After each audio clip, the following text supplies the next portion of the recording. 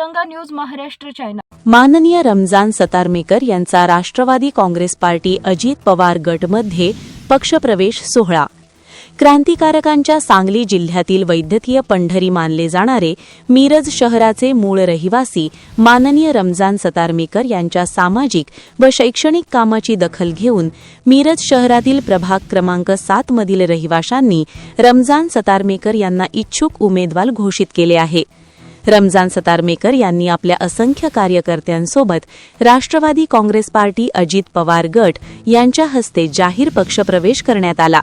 रमजान सतारमेकर यांची कामाची दखल घेत राष्ट्रवादी काँग्रेस पक्षाचे अजित पवार यांनी राष्ट्रवादी काँग्रेस पार्टीच्या वतीने रमजान सतारमेकर यांचे पार्टीमध्ये स्वागत केले व पुढील वाटचालीस शुभेच्छा देण्यात आल्या।